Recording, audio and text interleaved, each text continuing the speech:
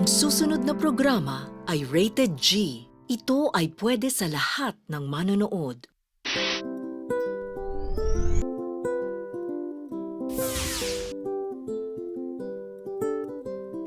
Naligaw na ata tayo eh.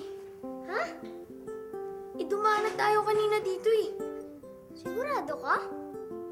Oo, Naku, paano yan? Gutom na gutom pa naman ako. ako rin eh. Teka, ano yun no? Bahay! At gawa sa... tinapay!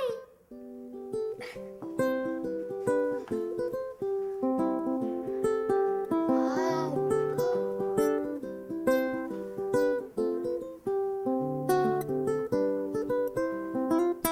Tinapay nga!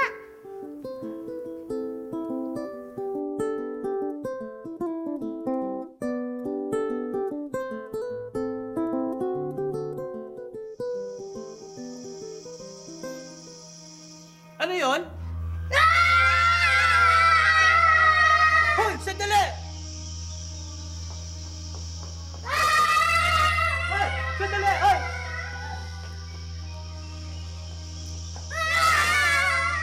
Hoy! Why not ampalaya? Why not munggo at kalabasa? Why not gatas at keso? Why not, why not? Why not ampalaya? Why not munggo at kalabasa? Why not gatas at keso? Why not, why not? Why not, why not? Why not, why not? Why not, why not? Why not? Why not?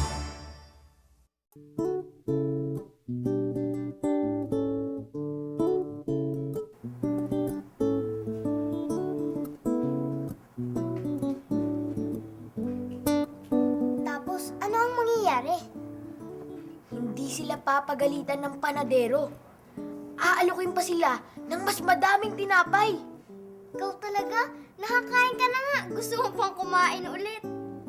Igutom pa ako eh. Mukhang maganda yung ideya ni Bot.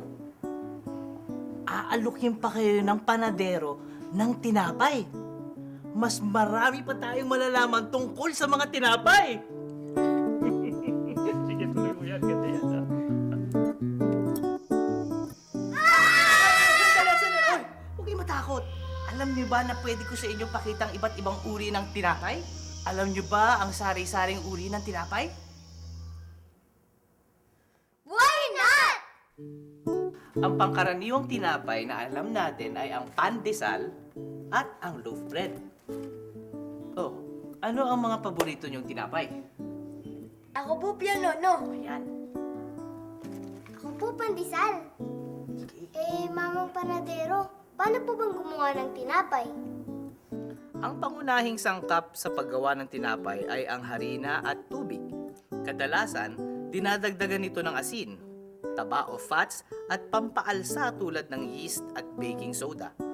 Tapos pwede ring dagdagan ng gatas, itlog, asukal, mantikilya, mga prutas, mga buto o seeds at nuts, at iba pa para makagawa ng iba't ibang klase ng tinapay. Ang unang gagawin ay ihahalo ang tubig sa harina at mamasahin.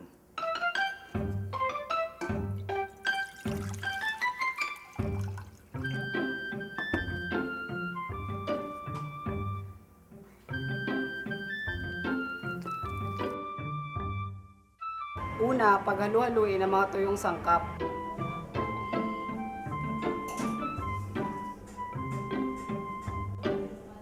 Importanteng mailagay ang pampaalsa. Pagkatapos, ihahalo naman ang tubig na may asukal at asin.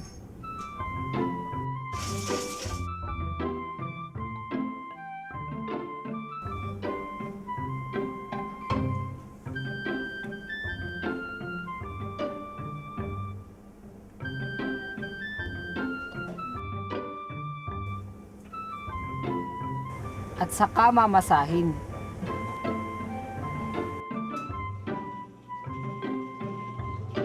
Ilagay ang iba pang pampalasa gaya ng kamatis.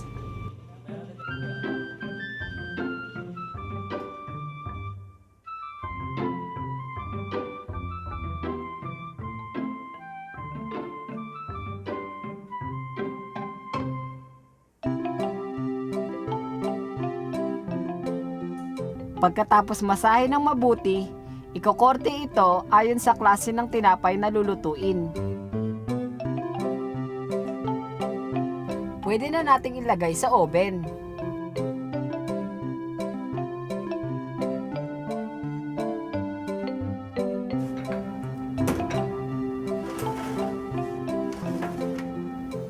O ayan, luto na. Ang dali lang palang gawin ng tinapay. Mahalagang pagkain po ba ang tinapay? Mahalaga ang tinapay dahil isa ito sa Go Foods. Sagana ito sa complex carbohydrates na nagbibigay ng enerhiya. Ang isang serving ng tinapay ay katumbas ng 1 tasang kanin o 2 tasang noodles. Pwede rin namang 2 pirasong puto o 5 maliliit na pandesal o kaya ay 1 pirasong kamote o 1 tasang mais. Para lalo pang maging mas masustansya ang tinapay, pwede itong palamanan ng karne, isda, itlog, gulay, at iba pang palaman tulad ng peanut butter at spreads. Alam nyo ba na karamihan sa harinang ginagamit sa paggawa ng tinapay ay fortified o dinagdagan ng sustansyang tulad ng iron? Dahil ito sa Food Fortification Law na isinabatas para matugunan ang kakulangan sa iron ng maraming Pilipino. Marami ring mga tinapay ang itinitinda na dinagdagan ng malunggay, kalabasa, carrots at iba pang gulay upang ito ay mas maging masustansya.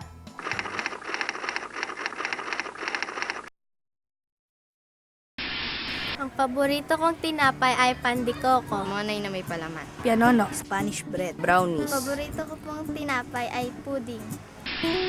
Kailan nga ba nagsimulang gumawa ng tinapay ang mga tao? Ayon sa mga mananaliksik, ang paggawa ng tinapay ay nagsimula noong Neolithic Age. Malamang nung una ay inunguya lang ng tao ang wheat. Pero sa kalaunan ay natuklasan nila na kapag ito ay dinikdik o giniling, hinaluan ng tubig at inilagay sa ibabaw ng apoy, titigas ito at di agad mabubulok. Ayon sa nabasa ko, unleavened bread nga lang ang resulta. Ibig sabihin, flat o hindi umalsa. At saka pa nila matutuklasan na pwedeng gamiting pampaalsa ang yeast. E paano naman po nila natuklasan na pwedeng pampaalsa ang yeast? Ang teorya ng mga siyentipiko, napansin ng mga tao noon na kapag ang dough na lulutuin pa lang ay naiwan sa lugar na malapit sa yeast, maalsa ang tinapay na maluluto. Sa katunayan, dahil ito sa yeast spores na tinangay ng hangin at napadpad sa tinapay. Ah! Kaya sinubukan nilang gamitin ang yeast para paalsahin ang tinapay. At umalsa nga! Nakakamangha pala ang kwento ng ninuno ng pandesal. Oo nga! At nung unang panahon pa pala, ang tinapay na ang pinagkukunan ng mga tao ng enerhiya.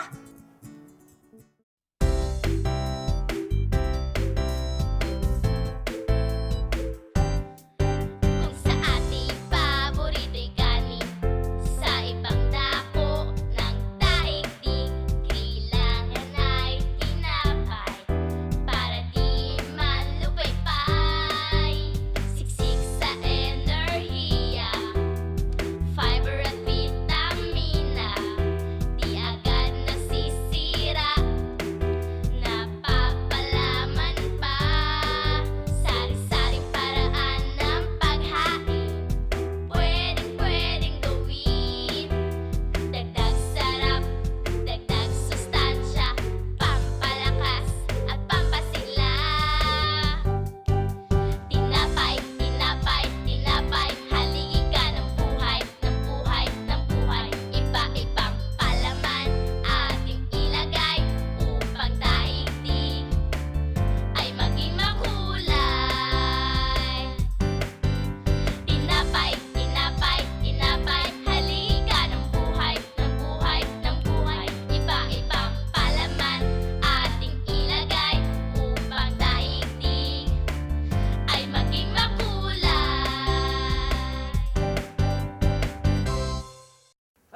Ayan na!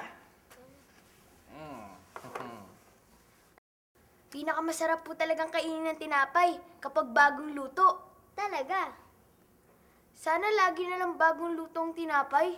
May mga paraan para mapanatiling sariwa ang mga tinapay. Huwag hayaang nahahanginan ng matagal ang tinapay. Titigas kasi ito.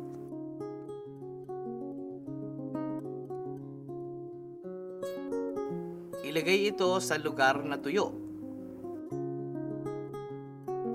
Huwag ilagay sa lugar na naiinitan o naaarawan. At kung maraming-marami ang nabili mong tinapay, pwedeng ilagay sa refrigerator o freezer at kung kailan lang kakainin, saka ilalabas at iinitin. Kapag matagal kasing hindi nakain ang tinapay at di na ilagay sa malamig na lugar, magkakaroon ito ng amag. Bukod sa di masarap ang lasa, maaari pa itong makapagdulot ng sakit. Tiyaking sariwa ang bibilhing tinapay. Tingnan ang expiration date sa balutan nito. At tiyaking walang amag. Itapon na kapag meron nito. Hindi nyo ba alam kung anong gagawin sa mga tinapay na hindi nyo naubos? Naku, huwag ninyong itatapon at sayang. Ngayon ay tuturo namin sa iyo ni V kung ano ang pwede nyong gawin sa mga tirang tinapay. Tama po yun. Maraming pwede gawin sa tirang tinapay. Pwede gawing pizza, toasted bread, biskotyo, Masarap. French toast, at iba pa. Ang ituturo po namin sa inyo ngayon ay ang paggawa ng isang paborito kong kainin, ang pudding. Simple lang ang paggawa ng puding. Maghanda ka lang ng 1.5 tasa ng asukal, 2 tasa ng gatas, 2 itlog, 2 kutsara ng mantikilya, at syempre, 2 tasa ng tirang tinapay. Ibabad ang tinapay sa gatas ng 10 minuto.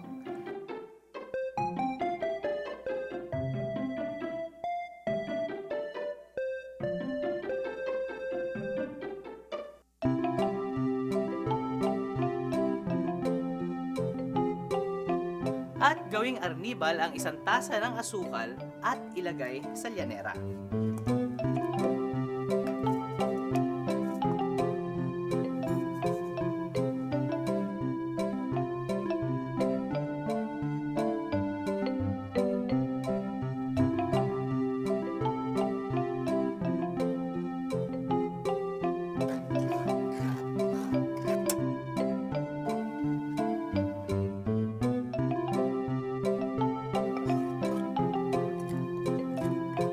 Kapag malambot na ang tinapay, ihalo ang natitirang asukal, itlog, at mantikilya.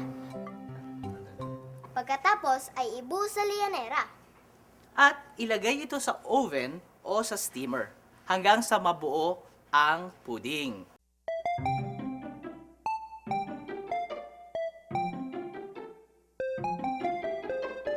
Kapag malamig na, ay ilagay ng pabaliktad sa bandehado.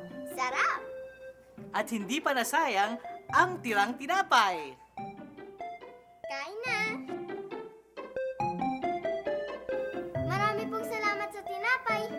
At sa mga tinuro niyo po sa amin tungkol sa tinapay. Walang anuman yun, walang anuman. Alam niyo naman na iyan ang hilig namin mga panidero. Ito nga pala, pabaon ko para sa inyo. Ang dami! Maraming pong salamat! May gusto lang po akong itanong sa inyo. Bakit nga po pala kayo nandito sa gubat? Maraming naliligaw sa gubat at nagugutom na katulad nyo. Nais kong makatulong sa mga nagugutom. Pangarap ko nga na makagawa ng napakaraming tinapay para wala nang magutom sa buong mundo.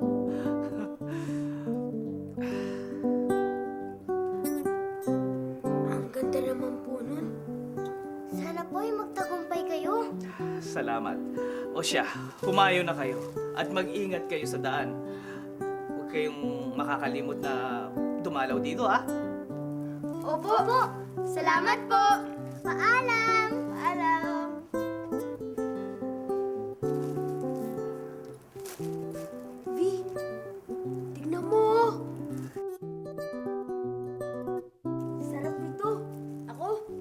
naman ang kuto ng kamatis, lechugas, at tuna. Ako mantikilya.